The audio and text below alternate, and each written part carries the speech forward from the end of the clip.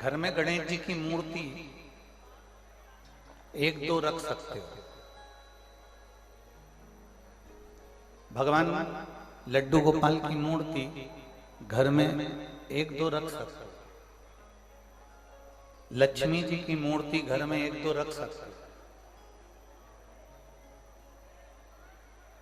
किसी भी देवता की मूर्ति आप घर में एक दो रख सकते हो, पर शंकर भगवान के शिवलिंग का ऐसी कोई पुराण नहीं है जिस पुराण में ये लिखा कि शंकर जी का शिवलिंग एक रखना या दो रखना या तीन रखना। घर में अगर दो शिवलिंग भी है तो भी चलेगा, तीन शिवलिंग है तो भी चलेगा, चार शिवलिंग है तो भी चलेगा, पांच शिवलिंग है तो भी चलेगा, छह शिवलिंग है तो भी चलेगा, सात शिवलिंग है तो भी चलेगा, 9 शिवलिंग है तो भी चलेगा, 10 शिवलिंग है तो भी चलेगा, 11 शिवलिंग है तो भी चलेगा, और 12 शिवलिंग है तो समझ लेना 12 ज्योतिर्लिंग ही तुम्हारे घर में विराज। कोई क्वांटिटी यहां नहीं लिखी गई।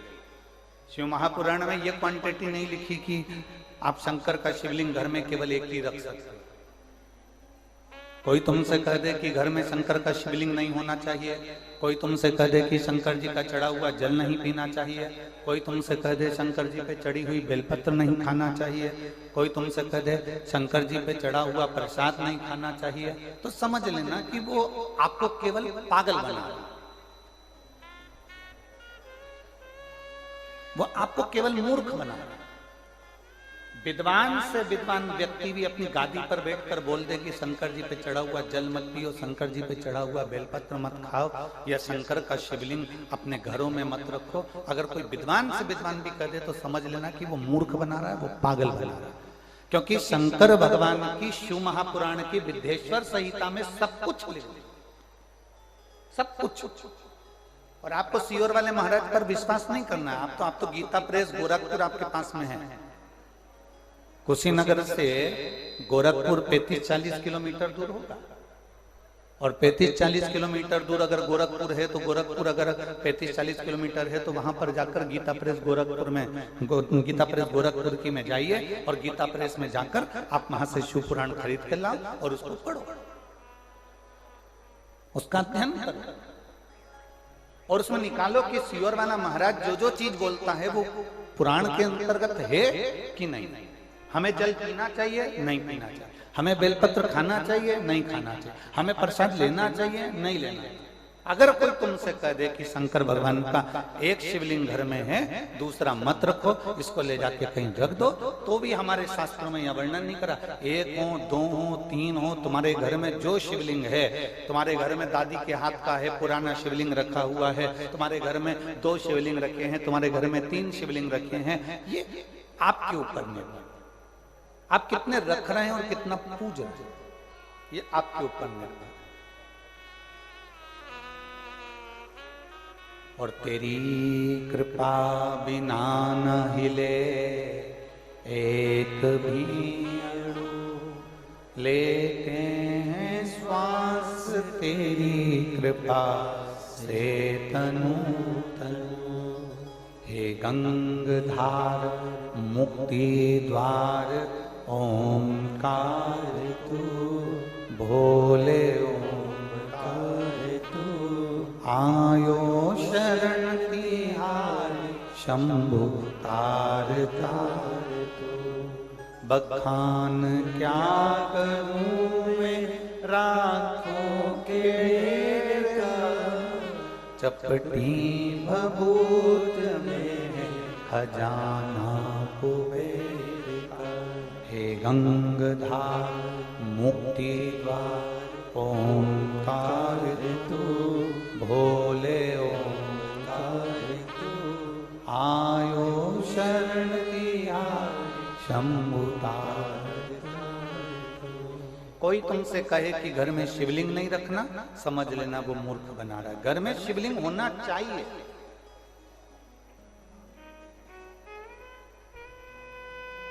जिस घर में भगवान शंकर का शिवलिंग नहीं होता, वहां का जल, भोजन, अग्नि शुद्ध नहीं हो पाता, शुद्धता का भाव नहीं दे पाता।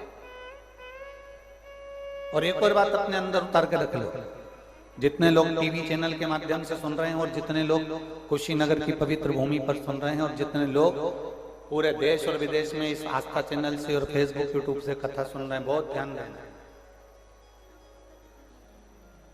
सारे देवताओं की प्राण प्रतिष्ठा करना पड़ती है।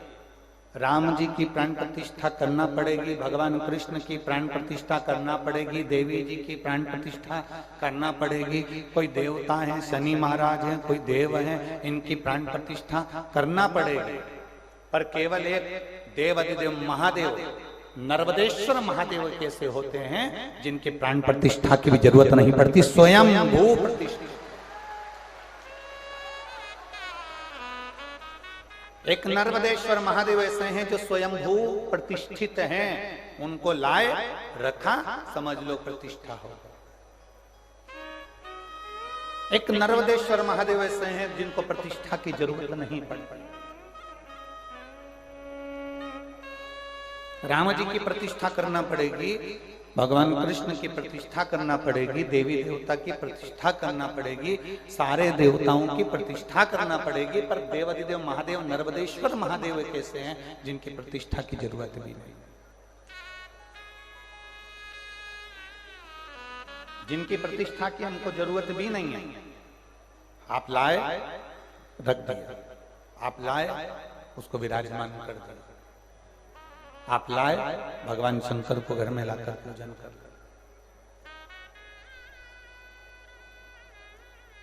करो पूजन। आप लोगों में से सीहोर कौन कौन गया है? कुबेरेश्वर धाम हाथ उठाओ जरा, बहुत सारे गए हो, रखो रखो। अब आप में से कंकर शंकर कौन कौन लेके आया? ठीक है, रखो। कभी सीहोर का यदि कंकर शंकर आपके पास में है, जहां आप पूजन कर कर कंकर शंकर को वहां से लेकर आते हो, वहां का यदि एक कंकर भी आपके पास में है तो उस कंकर को वहां से लेकर आने के बाद में आप 1 महीना 2 महीना 3 महीना 4 महीना जब पूजन करते हो, पूजन करने के बाद आप अपनी कामना कर कर कंकर शंकर लेकर आते हो और पूजन करते हो, और पूजन करते करते आपको जब 2-3 महीना पूर्ण हो जाते हैं तो उस कंकर को आप अगर ध्यान से देखेंगे तो उसमें एक बार शंकर का प्रतिबिंब का दर्शन जरूर होता है। कुबेरेश्वर धाम का कंकर कंकर शंकर है, उसके एक एक कंकर में शंकर का दीदार होता ही है। आप उसकी पूजन करते हैं, स्नान कराते हैं। कई लोग कहते हैं हमारा कंकर बीच में से टूट गया, कोई के 2 टुकड़े हो गए, कोई के 4 टुकड़े हो गए, कोई के 6 टुकड़े हो गए। उसमें टेंशन वाला विषय नहीं है। यहां तक हमने शिव महापुराण की कथा में पहले कहा है कि मंदिर का शिवलिंग के भी टुकड़े हो जाते हैं तो ये मत समझना कि वो शिवलिंग खंडित है, वो अखंड है। शिवलिंग कभी खंडित नहीं होता, शिवलिंग शिवलिंग है।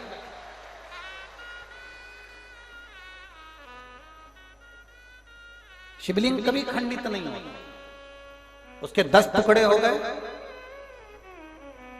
दशेश्वर महादेव हो गए, 11 हो गए, 12 हो गए, हजारों टुकड़े भी हो गए, शास्त्रेश्वर हो गए। कभी भी शंकर का शिवलिंग खंडित नहीं माना गया। शंकर का जो शिवलिंग है वो कभी खंडित नहीं, कभी खंडित नहीं माना गया उसको।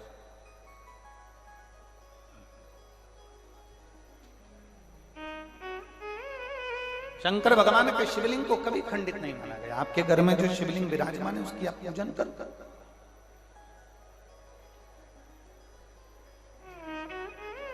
जिनके घर में भी सीहोर कुबेरेश्वर धाम का कंकर शंकर है, वो अपने पूजन करते समय ध्यान करना, उसको एक बार स्नान पूजन कराकर उसको ध्यान से देखना। ध्यान से भी नहीं देख पाओ तो अपने मोबाइल में उसका स्क्रीनशॉट बड़ा कर देखना। उसमें आपको देवाधिदेव महादेव की एक झलक तो आपको नजर आएगी। 12 ज्योतिर्लिंग में से एक ज्योतिर्लिंग का दर्शन तो आपके उस कंकर शंकर में होगा निश्चित।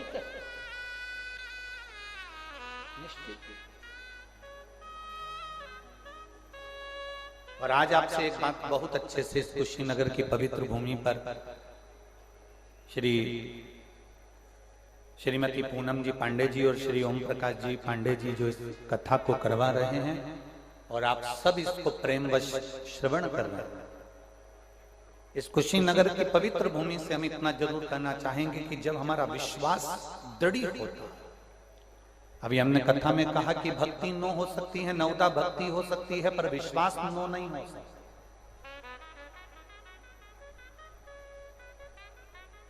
भक्ति ढेर हो सकती है,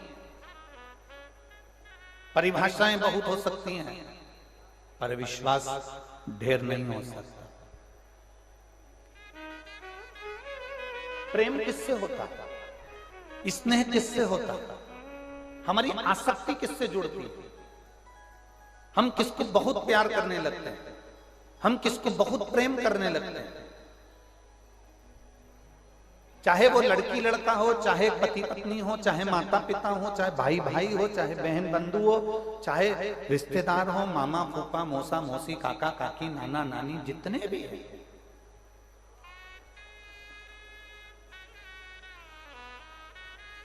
हमारा प्रेम किसके प्रति होता है?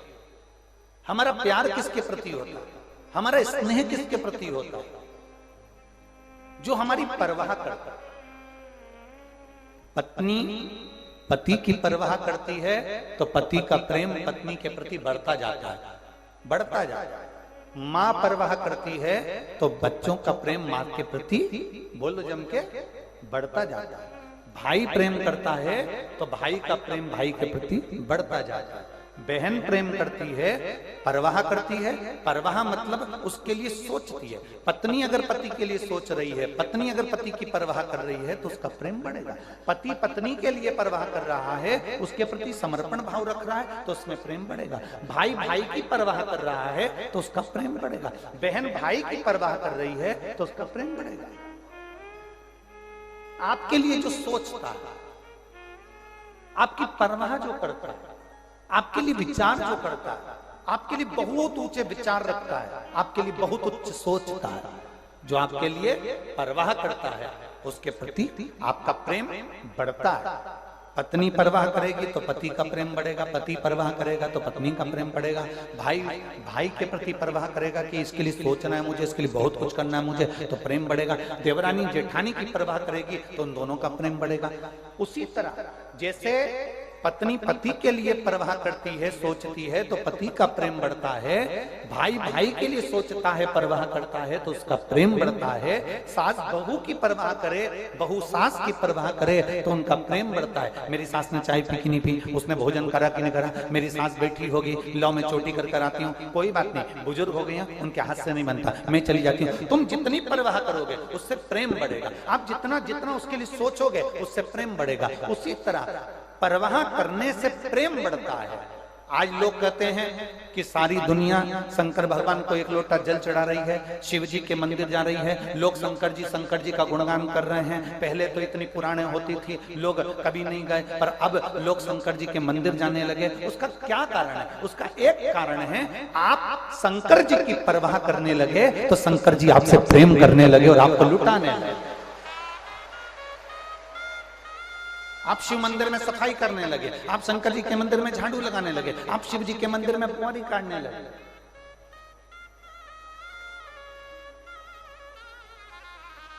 ये जो पांडे बहन जी ने कथा ली है ना, ये श्रीमती पूनम पांडे जी और श्री ओम प्रकाश जी पांडे जी ये कथा लिए हैं, इनसे पूछना, ये कथा आज की बुकिंग नहीं है, ये कोरोना महामारी के समय की बुकिंग है। कोरोना के पहले की बुकिंग ये कथा की थी, कोरोना महामारी के समय पर इस कथा की बुकिंग हुई थी, कथा की। और मैं आपको लग रहा होगा कि देवाधिदेव महादेव की कथा श्रीमती पूनम जी पांडे जी ने करा ली, ओम प्रकाश जी पांडे जी ने करा ली। इनसे पूछना, इनके मोहल्ले वालों से पूछना, इनके रिश्तेदारों से पूछना, वो बता देंगे आपको। ये महिला, ये माता एक ऐसी माता है जो हर 3 महीने में कुबेरेश्वर धाम पर जाकर झाड़ू और बुआरी लगाकर आता है। प्रत्येक 3 महीने में ये कुबेरेश्वर धाम पहुंच जाती है। प्रत्येक 3 महीने में 3 महीने के अंदर अंदर ये कुबेरेश्वर धाम जाती है।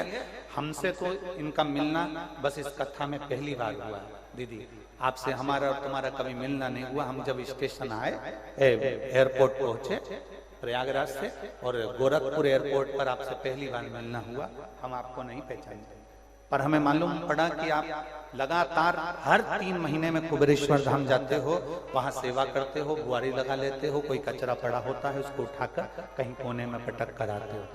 आपने बाबा के धाम की इतनी सेवा करी, उस कंकर शंकर की भूमि की, इसलिए तो देवादिदेव महादेव कृपा करने के लिए यहाँ पर। ये शिव की उदारता। मैं इस बहन के लिए कहूंगा,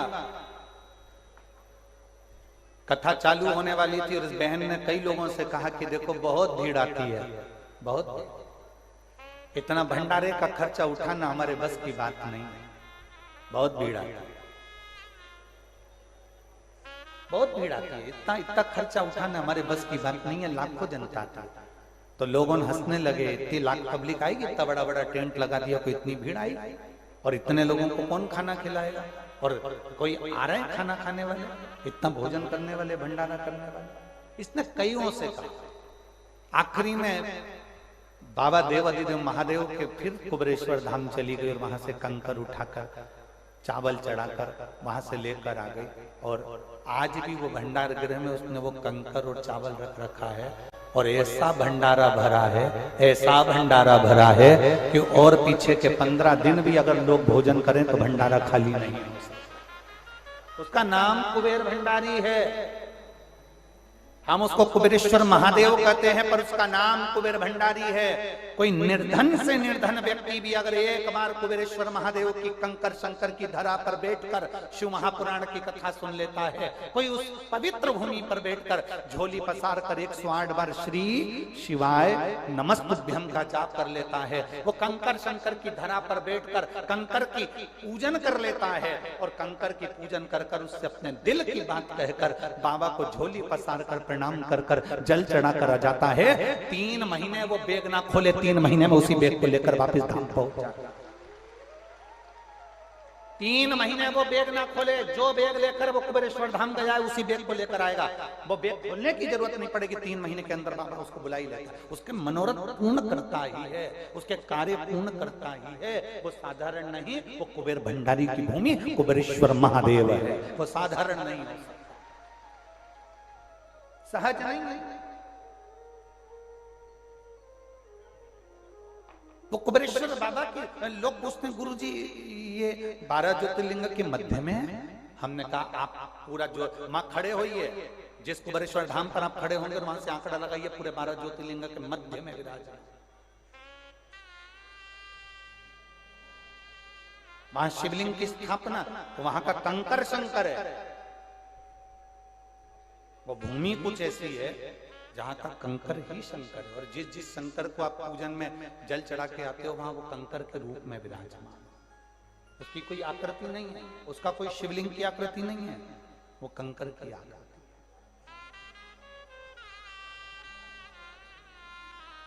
आप जिसकी परवाह करोगे वो आपसे प्रेम करे, जिसकी आपने परवाह करी उसने आपसे प्रेम करा, और प्रेम करने वाला कभी भी आपको खाली नहीं देता। एक सरल भाषा में समझ लो, एक लड़की ने लड़के की परवाह करी, क्यों? तुमने खाना खाया कि नहीं खाया? क्यों? आज तुम कॉलेज नहीं आए? परवाह करी। क्यों? तुम्हारी गाड़ी पंचर हो गई क्या? मैं तुम्हें लेने आ जाऊं? लड़की लड़के की परवाह कर रही। जब लड़की ने लड़के की परवाह करी, उससे कहा तुम कॉलेज नहीं आए, तुमने खाना नहीं खाया, आज कहाँ चले गए थे? तुम व्हाट्सएप पे दिखे नहीं, तुम इंस्टाग्राम पर दिखे नहीं, तुम फेसबुक पर दिखे नहीं, तुम कहाँ चले गए थे? उसने कहा मुझको ये तकलीफ हो गई थी, मुझे ये परेशानी आ गई थी, मेरे घर में ये टेंशन आ गया था। उस लड़की ने उसको कहा चिंता मत करो, बाबा पर छोड़ो, चिंता मत करो, जो होगा देखा जाएंगे। उस लड़की ने लड़के की परवाह करी, तो लड़के का प्रेम उस लड़की के प्रति जागृत हो गया, प्रेम जागृत हुआ। अब लड़की ने कहा कि मेरा बैलेंस खत्म हो गया गया है। तो लड़का कहता है ला मैं तेरे मोबाइल में बैलेंस डलवा देता हूँ। उसी तरह आप शंकर के मंदिर जाओगे, झाड़ू लगाओगे, पोछा लगाओगे, उसकी परवाह करोगे, उसके मंदिर में एक लोटा जल चढ़ाओगे, उसको पूछोगे, उसको प्रणाम करोगे, उसकी परवाह करोगे। कितना कचरा हो गया, लाओ में साफ कर देती हूँ। कितना गंदगी हो गई, लाओ में साफ कर देती हूँ। उसके मंदिर में दिया उठाकर रख दिया, दीप प्रज्वलन कर दिया, उसके मंदिर में तुमने बेलपत्र से श्रृंगार कर दिया, पुष्पों से श्रृंगार कर दिया। जब तुम उसकी परवाह करने लगोगे तो उसको तुमसे प्रेम हो जाएगा। प्रेम हो जाएगा तो तुम्हारा बैलेंस डल जाएगा, पक्का। और खाली ना जाता कोई दर से तुम्हारे, खाली ना जाता कोई दर से तुम्हारे, मैं भी खड़ी हूँ नंदी बाहें पसारे, अपने हृदय से लगा लो गिरा जा रहा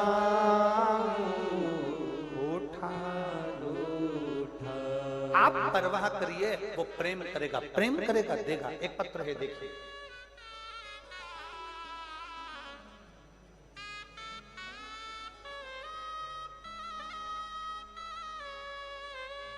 TN उपाध्याय, पिपराइच, गोरखपुर से। TN उपाध्याय, पिपराइच, गोरखपुर। कहीं बैठी हो तो हाथ हिला सकती हैं। आप ही हैं, ऐसा हाथ हिला दीजिए। TN उपाध्याय, पिपराइच, गोरखपुर से हैं। 2020 से बाबा से कथा से जुड़े हैं। मैं एक व्यापारी हूं जिसमें मुझे बड़ा नुकसान हुआ था। बहुत ज्यादा नुकसान होने के कारण बस संभलना नहीं हो पाया। तब आपकी कथा ने विश्वास दिया और शिव जी पर एक लोटा जल चढ़ाना प्रारंभ किया। आपने बट वृक्ष के पूजन का जो विधान बताया था उसको मैंने करा। दुनिया के लोग भले इसको टोटका समझें, दुनिया के लोग भले इसको कुछ भी समझें, पर ये शिव महापुराण के एक एक शब्द शंकर की अविरल वाणी है। आपने जो कहा हमने किया, और बाबा की ऐसी कृपा हुई गुरुदेव कि जैसे ही मैंने वो प्रयोग करना प्रारंभ करा, मैं खुद दिन दुगना रात चुगना तरक्की की ओर बढ़ गया। और मैं बाबा को यहाँ धन्यवाद देने के लिए आया हूँ। साथ में मैं पूनम दीदी को भी धन्यवाद देता हूँ जिन्होंने ये शिव पुराण की कथा का आयोजन करवाया। एक बार हाथ हिला दीजिए। श्री शिवाय नमस्ते। बैठ। एक पत्र और देखिए, बड़ा सुंदर है।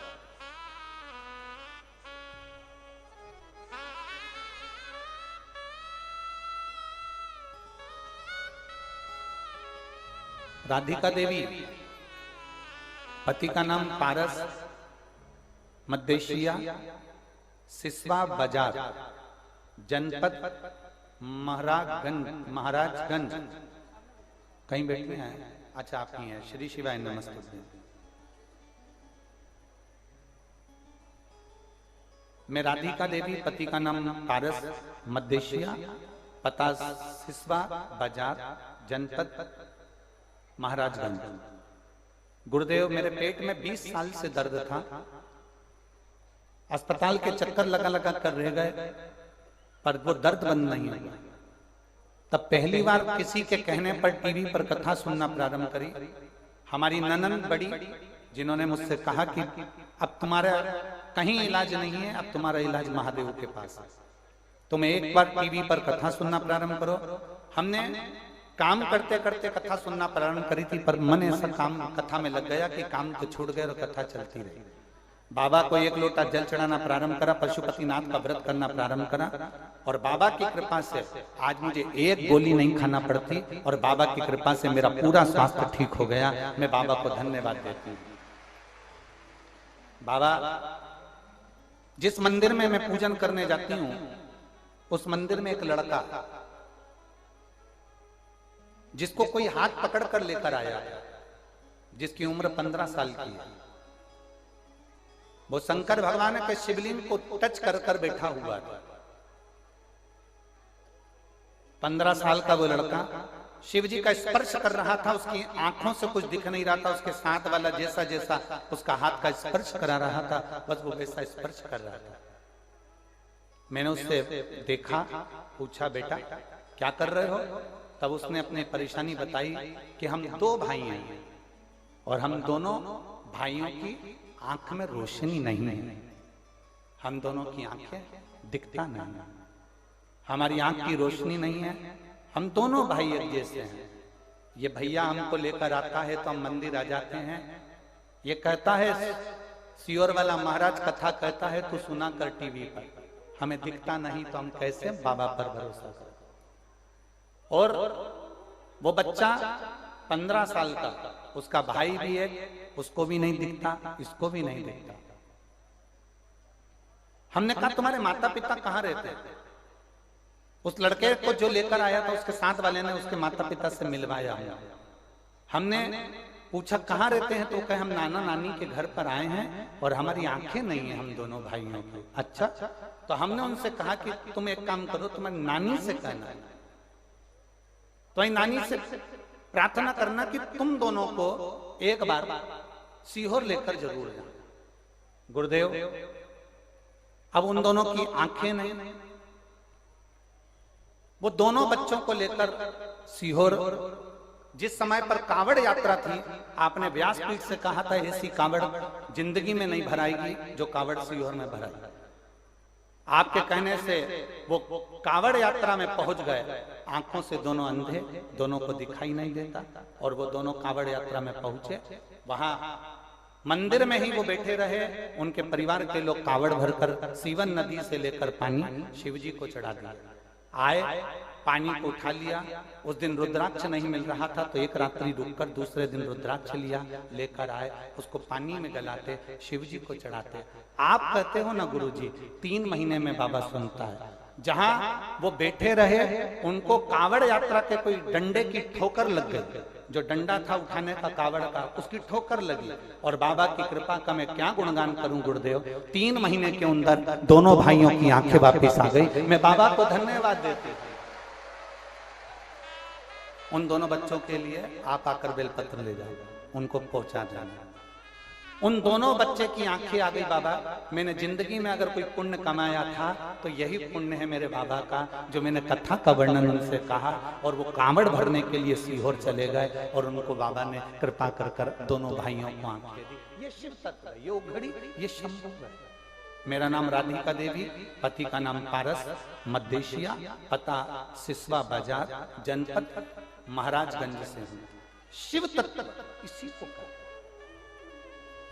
शंकर खुद नहीं आते, शिव खुद नहीं आए, शंकर किसी के माध्यम से आपको प्रेरणा देते, किसी के माध्यम। और मेरी जीजियों जितनी यहां बैठी हुई हैं, जितने मेरे भाई आस्था चैनल पर कथा सुन रहे हैं, मेरी जीजियां, मेरी बेटियां, मेरे बेटे जितनी कथा सुन रहे हैं, सबसे निवेदन करेंगे, जिसको तुम दुख की घड़ी में देखो उसको एक बार जरूर कहना कि तू हार ना मती, महादेव के पास जरूर जा। 3 महीना तू शंकर को जल चढ़ा कर दे, तेरा महादेव तेरे नैया पार जरूर करेगा। अपना बेटा एग्जाम में बैठ रहा है, बार बार पास नहीं हो पा रहा, बार बार तकलीफ में है, तो उसको कहो तू हिम्मत मत हारना, तू मेहनत कर, तू अपना कर्म कर, अपनी पढ़ाई कर, अपनी लगन लगा कर बैठ, और महादेव पर विश्वास कर, 1 लोटा जल चढ़ाना प्रारंभ कर, शंकर का गुणगान करना प्रारंभ कर।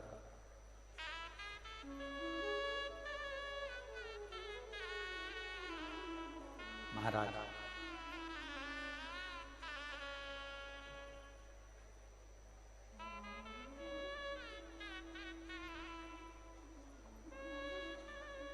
जो कोई नहीं देता डमरू वाला देता है, जो कोई नहीं देता डमरू वाला देता है, मेरे हर कदम पर वो ही मेरा साथ देता है, मेरे हर कदम पर वो ही मेरा साथ देता है। शिव तत्व है, शंभु हो, दयालु है।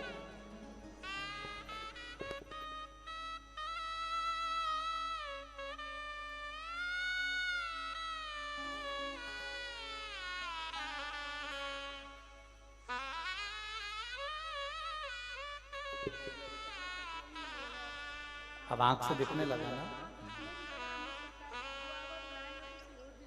बाबा के पास।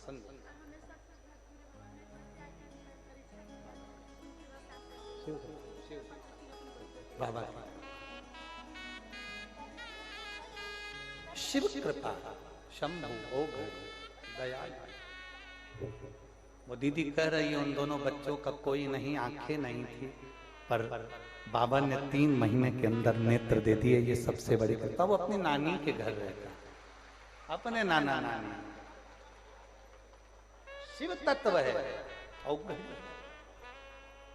मानो तो मैं गंगा मां हूं और ना मानो तो बहता पानी हूं। आप मानोगे तो शिव पुराण वो अमर कथा है, शिव पुराण वो अमृत है जिसको पी गए तो समझ लो कि एक आनंद की जिंदगी, एक अलमस्त की जिंदगी, एक सुंदर सत्यम और शिवम की जिंदगी जी गए। शिव तत्व को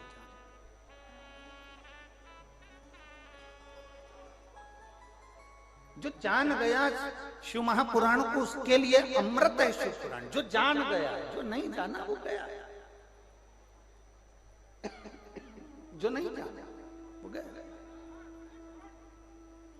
कितने लोग हैं कुशीनगर में? कुशीनगर में क्या लोगों की कमी है, भक्तों की कमी है? ढेर पड़े।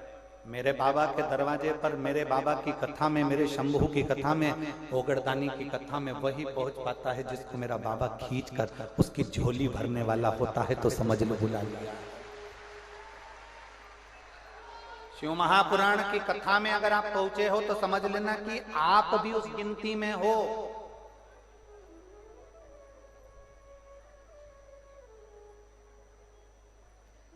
राम मंदिर का प्राण प्रतिष्ठा हुई, समझना जरा। राम मंदिर की प्राण प्रतिष्ठा हुई, उसमें जिन जिन को पत्रिका दी गई, जिन जिन को बुलाया गया, वो सब भाग्यशाली थे कि नहीं थे? जम के बोलो जरा, थे ना? कहीं पूर्व के कोई पुण्य करे होंगे, किस्मत प्रबल होगी जो पत्रिका आई और राम जी की प्राण प्रतिष्ठा का दर्शन किया। अपने आप को कितना भाग्यशाली समझ रहे थे कि बाबा ने, राम जी ने, राघव जी ने कृपा करी, सरयू मैया ने कृपा करी, हनुमंत लाल हनुमानगढ़ी वालों ने कृपा कर दी, कनक बिहारी ने कृपा कर दी, जो हमको बुला लिया। ये कृपा थी, ये अपने आप के भाग्य की सराहना है। जैसे राम मंदिर की प्राण प्रतिष्ठा में बैठे हुए सारे संत साधु ब्राह्मण गुरुजन, जितने भी कलाकार गीतिकार, जो सलाहकार जो भी होंगे, वो सब अपने आप की भाग्य की सराहना कर रहे थे कि हम कितने किस्मत वाले हैं कि हमें पत्रिका आई, हमें बाबा ने, राम जी ने बुलाया। उसी तरह जितने लोग शिव महापुराण की कथा चाहे आस्था चैनल पर सुने, चाहे फेसबुक पर सुने, चाहे यूट्यूब पर सुने, चाहे पंडाल में सुने, आप रोज भोलेनाथ जी को धन्यवाद दिया करो कि आपने मुझे कथा सुनवाई, आपने मुझे भाग्यशाली बनाया। आप भाग्यशाली हैं जो शंकर के मंदिर तक आए। हम कुबेरेश्वर धाम की पवित्र भूमि से भी लोगों से कहते हैं कि कुबेर बाबा की भूमि पर, कुबेरेश्वर धाम पर अगर कोई कथा सुनने के लिए आ रहा है, कोई रुद्राक्ष उत्सव में आ रहा है, तो ये समझ कर आए कि आप साधारण व्यक्ति नहीं हो, आप भाग्यशाली हो, आपकी किस्मत बड़ी प्रबल है जो बाबा ने अपनी लिस्ट में तुम्हारा नाम लिखा है और तुम्हें बुलाया, खींचकर तुम्हारी झोली भर ला, तुम पर कृपा कर। बोल बम का नारा है सारी समस्या का हल। आप उसको बुला रहे हैं, वो आ रहा है। आपने उसको बुलाया। एक पत्र है, देखिए।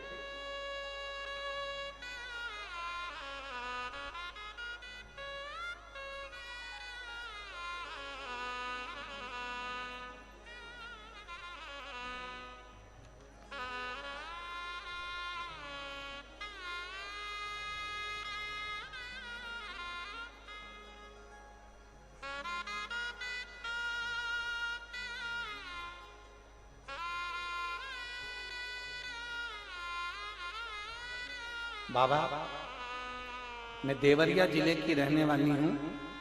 मेरे गांव का नाम कुटिया बउलिया है। इस समय मैं गोरखपुर में रहती हूँ। कहीं बैठी हैं जिन्होंने पत्र भेजा है, इसमें उनका नाम नहीं है, बस ये लिखा है मैं बाबा मैं देवरिया जिले की रहने वाली हूँ। मेरे गांव का नाम कुटिया बउलिया है। इस समय मैं गोरखपुर में रहती हूँ। कहीं बैठी हूँ तो हाथ हिला सकते हैं। जिन्होंने पत्र भेजा श्री शिवाय नमस्तुभ्यम लिखा है, शाहपुर गोरखपुर पता लिखा है। कहीं बैठी हूँ तो हाथ हिला सकते हैं। जहां कहीं बैठी हूँ हाथ हिला सकते हैं। मैं क्या गुणगान गाऊं गुरुदेव, मुझे सांस लेने में दिक्कत होती थी। कहीं बैठी हैं क्या? कहीं बैठी हो तो हाथ हिला सकती। मुझे सांस लेने में दिक्कत होती थी। मैंने अल्ट्रासाउंड कराने पर मालूम पड़ा कि बाएं तरफ मेरे को 5 पथरी दिखाई थी।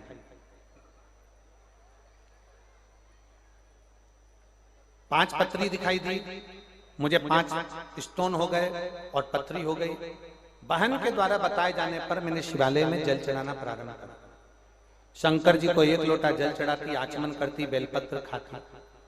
पर बाबा मेरे दुख कम नहीं हुए, मेरा एक दुख और बढ़ गया।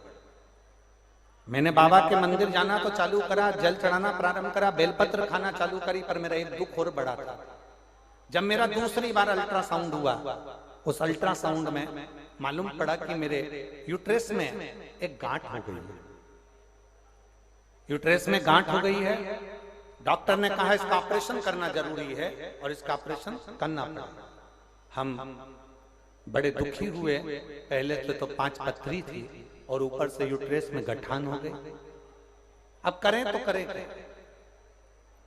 तब मेरे पड़ोस में एक आंटी रहती हैं, उन्होंने मुझे कहा कि तू चिंता मत कर, मेरे पास सीहोर का रुद्राक्ष रखा है, इस रुद्राक्ष को ले, तांबे के कलश में गला, इसका पानी शिव जी को चढ़ा, कुंदकेश्वर महादेव के नाम से इसका पानी पीना प्रारंभ करा।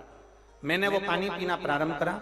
शिव जी के मंदिर में झाड़ू लगाना प्रारंभ करा, पोछा लगाना प्रारंभ करा और पानी शिव जी पे चढ़ा हुआ पीना चालू करा। बेलपत्र खाना प्रारंभ करी। बाबा, मुझे क्या मालूम था कि बाबा अगर कुछ करता है तो कुछ अच्छा करने के लिए करता है। मैं तो समझती थी कि मुझे और बीमारी आ गई, पर मेरे बाबा ने ऐसी कृपा कर दी गुरुदेव। मैंने जब रुद्राक्ष का जल पिया, बेलपत्र खाई, पानी पिया और बाबा की ऐसी कृपा हुई, दूसरी बार मेरा जब अल्ट्रासाउंड हुआ तो उसमें ना मेरी 5 पथरी थी और ना मेरी यूट्रेस में गठान थी। बाबा ने मेरे को पूर्ण तरह से स्वस्थ कर दिया। मैं बाबा को प्रणाम करने के लिए आया। अगर कहीं बैठी हो तो हाथ हिला सकती हैं। शाहपुर गोरखपुर, इनमें नाम नहीं है। बाबा मैं देवरिया जिले की रहने वाली हूँ। मेरा गांव का नाम कुटिया बउलिया है। इस समय में मैं गोरखपुर में रहते थे। शिव तत्व है,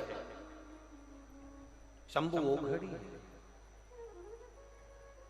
आप उस पर भरोसा करते हैं, आप उस पर विश्वास करते हैं, आप उस पर दृढ़ता रखते हैं। भक्ति नो हो सकती है, मार्ग अनेक हो सकते हैं, पर विश्वास अनेक नहीं हो सकते। विश्वास 9 नहीं हो सकते, विश्वास 10 नहीं हो सकते, विश्वास 50 नहीं हो सकते। विश्वास एक ही है, एक। इसलिए तुलसीदास जी ने रामचरितमानस में पार्वती जी को श्रद्धा कहा और शंकर जी को विश्वास कहा। शंकर विश्वास रूपिण।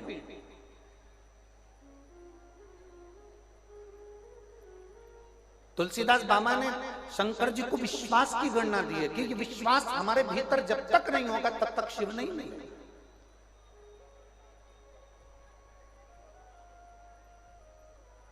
और लुटा दिया भंडार काशी वाले ने, कर दिया माला काशी वाले ने, लुटा दिया भंडार काशी वाले ने, कर दिया माला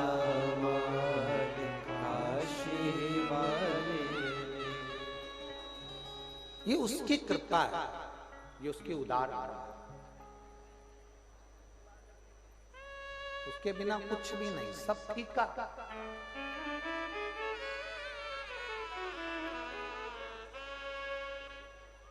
एक बार पार्वती जी ने भगवान शंकर को महाकाल वन उज्जैन में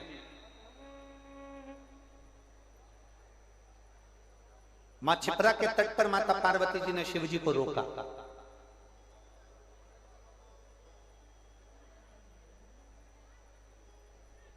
कभी कभी धर्म पत्नी भी पति को रोकती है, रुको सावधान, रुको सावधान।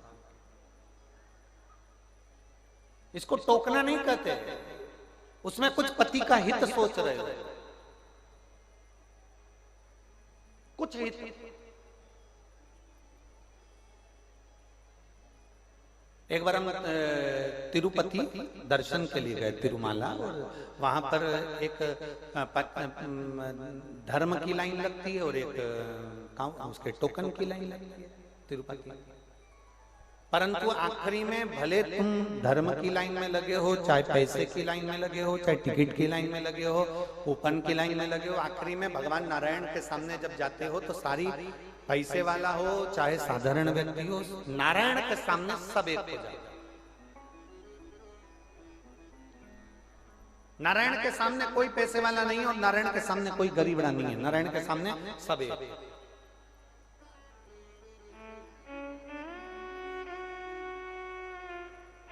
नारायण के सामने सब एक, नारायण के सामने कोई पैसे वाला नहीं, नारायण के सामने कोई गरीब नहीं, नारायण के सामने सब एक,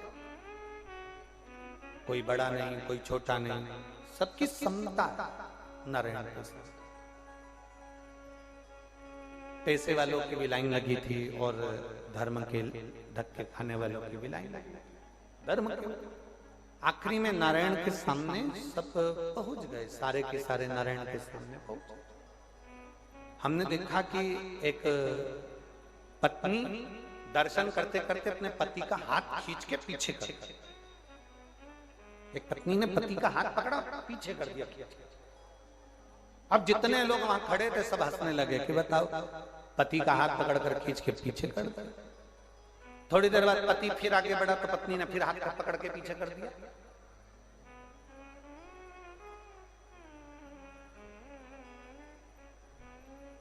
फिर पति आगे बढ़ा तो पत्नी ने फिर हाथ पकड़कर पीछे कर दिया। हम लाइन में लगे हुए थे, दर्शन कर रहे थे, तो हमने देखा सब हंस रहे थे उस पत्नी पर, उस पति पर कि पति का हाथ पकड़कर पीछे कर दिया, हाथ पकड़कर पीछे कर दिया। तब जितने लोग लाइन में लगे थे वो बाहर निकल गए और वो पत्नी और वो पति दोनों हाथ पकड़कर पत्नी पति को पीछे करती रही और पति पीछे खसकता रहा, पत्नी फिर हाथ पकड़कर पीछे करती रही, पति फिर खसकता रहा। सब हंस रहे थे, जो हंस रहे थे वो धक्के खाकर बाहर निकल गए। जो पत्नी पति का हाथ पकड़कर पीछे कर रही थी वो दोनों कम से कम 7 से 8 मिनट तक नारायण का दर्शन करते रहे।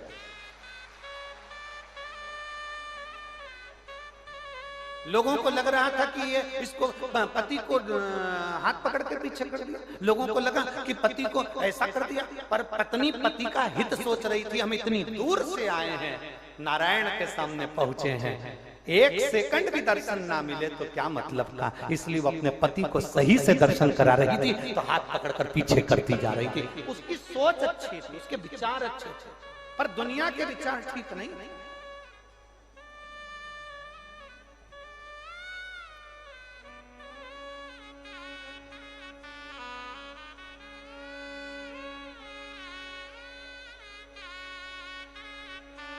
बहुत बहुत विचार लोगों के थे।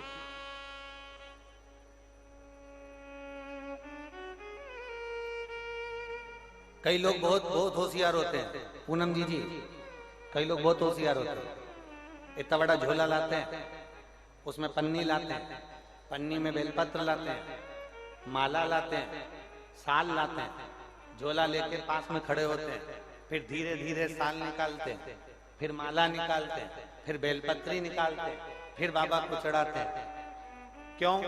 उतनी देर कैमरे में भी तो आते हैं।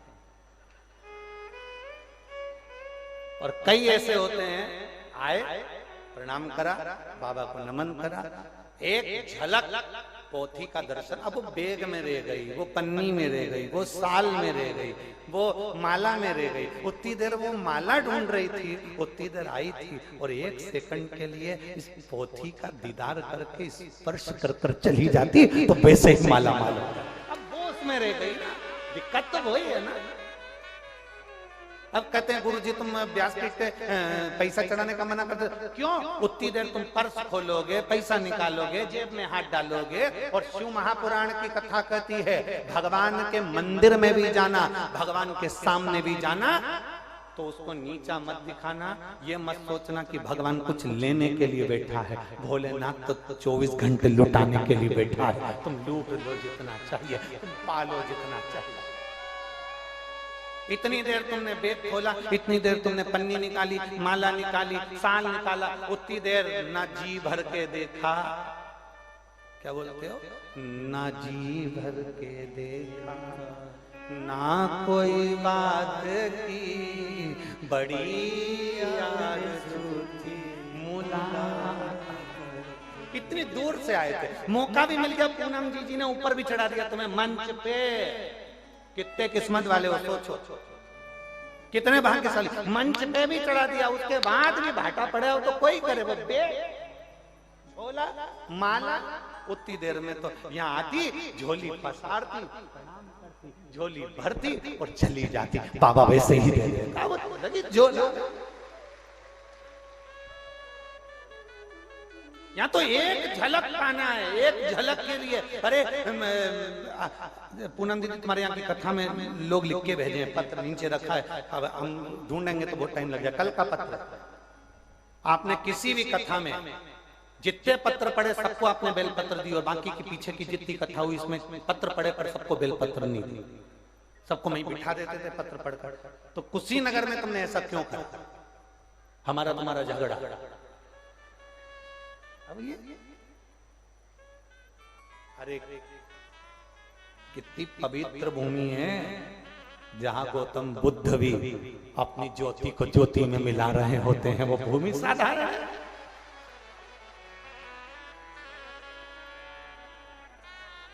साधारण नहीं, आए विश्वास के बल पर। और हमने देखा है यहाँ जितने भी जो भाव से, कई माताएं ऐसी आई हैं जिनके मन में भाव है बस एक बेलपत्री मिल जाए ना, बस एक बेलपत्री मिल जाए ना, और उसके मन में वो लेके बैठा हुआ। कई लोग तो सोचते हैं देंगे कि नहीं देंगे, देंगे कि नहीं देंगे, देंगे कि नहीं देंगे।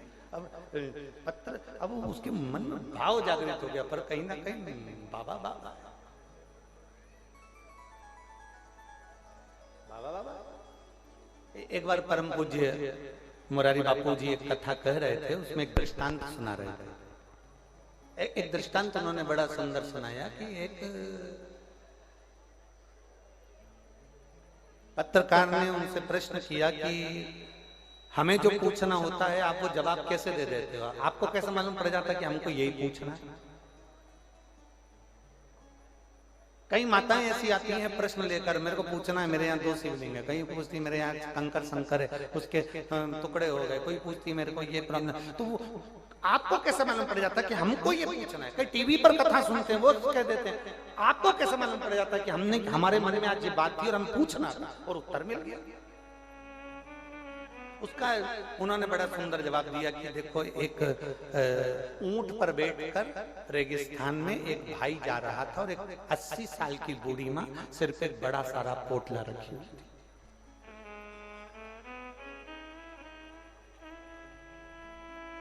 परम पूज्य मुरारी बापू का बड़ा सुंदर ये दृष्टांत उन्होंने कहा।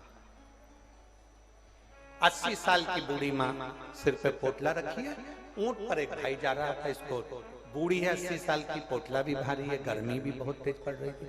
उसने ऊंट वाले से कहा भैया भैया रुको, भैया रुको, भैया भैया रुको। ऊंट वाले ने पूछा क्या है? मेरा पोटला और मुझे ऊंट पर बिठा लो, गर्मी लग रही है, मुझे 3 मील की दूरी पर जाना, थक गई, और अगर मुझे नहीं ले जा सकते तो मेरे पोटले को ले। मेरा ये पोटला ले जाओ, इसको ले जाओ, वहां पर मेरा गांव है, गांव में हनुमान जी का मंदिर है, हनुमान जी के मंदिर में मेरा ये पोटला रख देना, मैं आऊंगी ले लूंगी, मैं पैदल ले जाऊंगी, तुम इस पोटले को ले जाओ भैया ले जाओ। इतने में ऊंट वाले ने कहा हमारा ऊंट कोई किराए का है, ये हम घूमने के लिए लिया है, हम नहीं ले जाएंगे। ऊंट वाले ने धक्का मारा, चल दी। ऊंट वाला थोड़े से आगे पहुंचा, एक मील पर उसके मन में आया, बुढ़िया 80 साल की इतनी धूप में पोटला लेकर जा रही है, मतलब पोटले में जरूर कुछ ना कुछ कीमती सामान, और मेरी भी बुद्धि मारी गई।